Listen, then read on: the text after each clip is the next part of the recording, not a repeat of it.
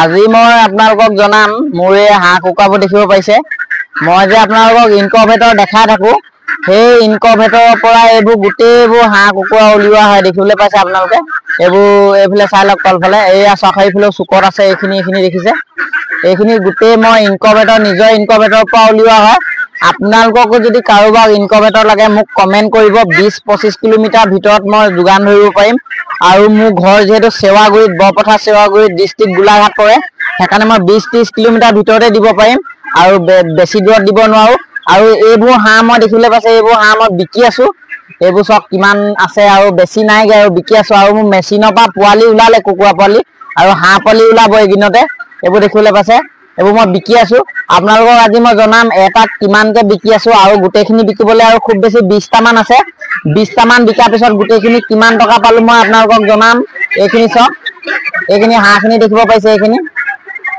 মই দেখাই দিছো আপোনালোকক ভালকে আপোনালোকে চাই থাকক ভিডিঅটো এয়া দেখিবলৈ পাইছে মোৰ হাঁহ কুকুৰাখিনি এইখিনি মই হাঁহখিনি বিকি আছো আৰু কুকুৰা বাৰু ঘৰৰ পৰা এটা দুটা বিকি থাকো আৰু কুকুৰা পোৱালি মোৰ মেচিনৰ পৰা ওলালে আৰু মোৰ কুকুৰা হাঁহবোৰ একদম মানে মোক ভয় নকৰে বেছিকে মোৰ ওচৰে পাখৰে চৰি থাকে মই ধৰিবও পাৰো আৰু এইবোৰ চক হাঁহ কুকুৰাবোৰ এইবোৰ মই বিক্ৰী কৰি আছো হাঁহ মই কেটকাকে বিক্ৰী কৰি আছো আপোনালোকক লাষ্টত জনাম এতিয়া মই আপোনালোকক কম যে আপোনালোকেও হাঁহ কুকুৰা পালন কৰি মুঠতে ধুনীয়াকে এখন ঘৰ চলিব পাৰে লোকচান নাই মই কম যে আপোনালোকক একদম 100% লোকচান কিন্তু আপোনালোকৰ নহয় আপোনালোকৰ লোকচান নহয় মই হেতুৱে কম আপোনালোকে মুঠতে পুহিব পাৰে লোকচান কোনো পধ্যে নহয় কুকুৰা হাঁহ পালন কৰি আপোনালোকে ধুনীয়াকে ইনকাম এটা কৰি থাকিব পাৰে মাহে আপোনালোকে পুহক মই কম আৰু মোৰ ইনকুবেটৰবোৰ মই আপোনালোকক দেখাই থাকো যে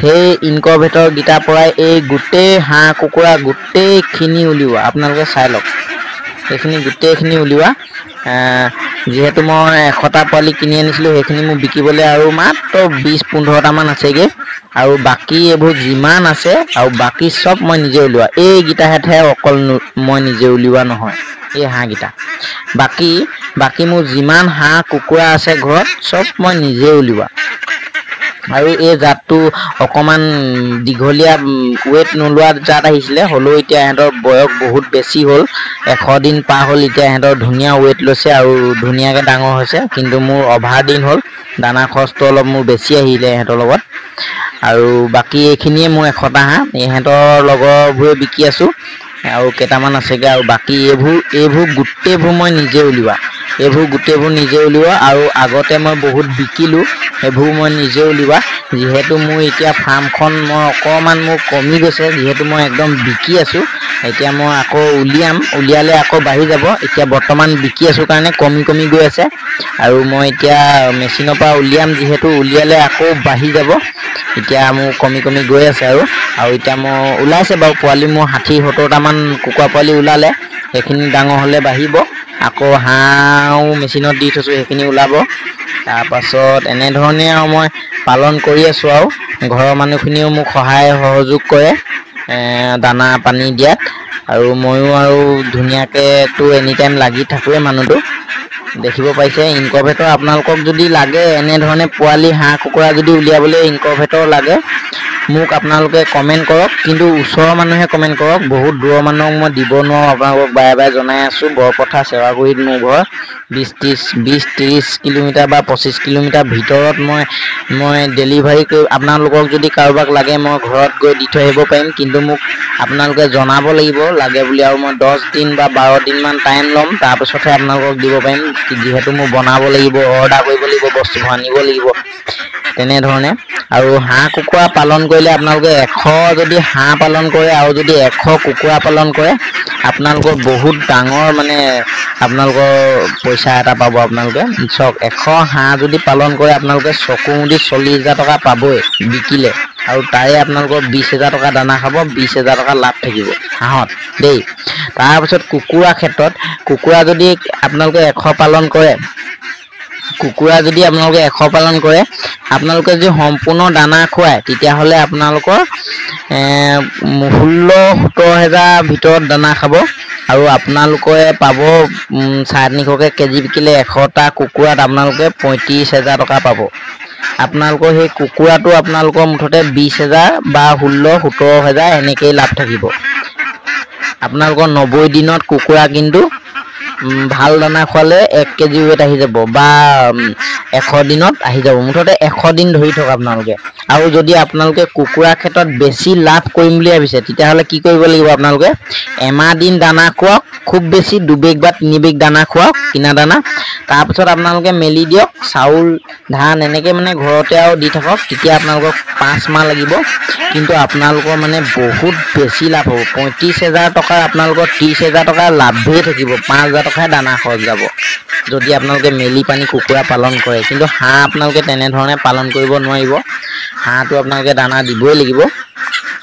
সেয়া কুকুৰাত মানে এক হিচাপত লাভটো আছে, কিন্তু আপোনালোকৰ বহুত দিন লাগিব, 5-6 মাহ লাগিব কুকুৰাত যদি আপোনালোকে বেছি লাভ কৰিম বুলি ভাবিছে।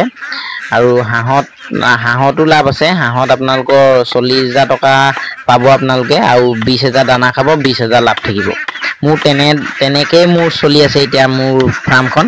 আৰু মই যিহেতু এতিয়া হাঁহৰ ইমান ছিজনটো নাই, আৰু মই 100টা হাঁহে বিকি আছোঁ, মোৰ ডাঙৰ হাঁহবোৰ বিকা নাই। মোৰ সৰু হাঁহ যোনবোৰ 100টা আছে, সেই সঁচটো অলপ বেয়া আহিলে, ৱেটেই নলয় মানে। ৱেট নলয় কাৰণে এতিয়া বাৰু লৈছে, এতিয়া ডাঙৰ হৈ গ'ল যে এতিয়া লৈছে। প্ৰথমতে যেতিয়া বিকি আছিলোঁ তেতিয়া ৱেট লোৱা নাই হ'লে। ষ্টাৰ্টিঙত মই প্ৰথমতে 350, 320, 300 এনেধৰণে বিকিলোঁ। এনেধৰণে মই মেক্সিমাম 20-30টামান বিকিলোঁ, 350 আৰু 300কে। বাকী এতিয়া মই 400 আৰু 350, মানে এতিয়া এইবোৰ হাঁহটো এতিয়া চকুমুদি 400কে বিকিম, আৰু 400কে পাই আছোঁ, মই বিকি আছোঁ। এনেধৰণে মই এতিয়া বিকি আছোঁ। মোৰ মুঠতে এইখিনি হাঁহত মুঠতে কিমান লাভ হয় মই আপোনালোকক এটা ধুনীয়াকৈ ভিডিঅ' বনাই জনাই দিম।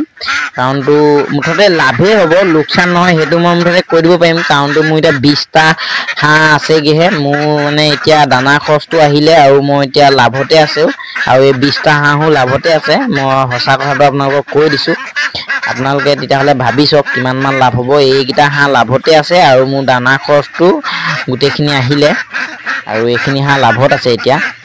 তেনেধৰণে আপোনালোকেও হাঁহ কুকুৰা পালন কৰি ধুনীয়াকৈ ইনকম এটা কৰিব পাৰে।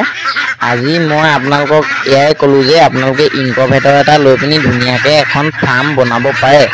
আৰু মোৰ পৰা ইনকুবেটৰ ল'লে আপোনালোকক মই সম্পূৰ্ণ প্ৰচেছবোৰ শিকাই দিম। আৰু আপোনালোকে যদি কোনোবাই কেতিয়াবা বিপদত পৰে ইনকুবেটৰ লৈ, মোক সুধিব পাৰে এইটো কেনেকৈ কৰিম, কি কৰিম, মই তেতিয়া আপোনালোকক জনাই দিম। কিন্তু মই বহুত দূৰৰ মানুহ আপোনালোকক দিম বুলি নকওঁ, যিহেতু মই বহুত দূৰত দিব নোৱাৰিম, সেইকাৰণে মই দিম বুলি নকওঁ। আৰু যদি কোনোবাই বোলে আমাৰ ইয়ালৈ নিবলৈ আহে, তেতিয়া মানে মোক অৰ্ডাৰ দিব লাগিব। অৰ্ডাৰ দিয়াৰ পিছত মই 12 দিনৰ পিছত মেচিনটো বনাই দিম। তেনেকৈ আকৌ মোক কিবা এটা এডভান্সো দিব লাগিব। কাৰণটো আপোনালোকে অৰ্ডাৰ দি দিব হয়, কিন্তু পিছত যদি বনোৱাৰ পিছত নিনিয়ে, তেতিয়া মোৰ পইচাখিনি এনেই ইনভেষ্ট হৈ যাব নহয় মেচিনটো। সেইধৰণে আৰু মই আজি আপোনালোকক এয়াকে জনালোঁ। আপোনালোকে লাগিলে কমেণ্ট কৰিব।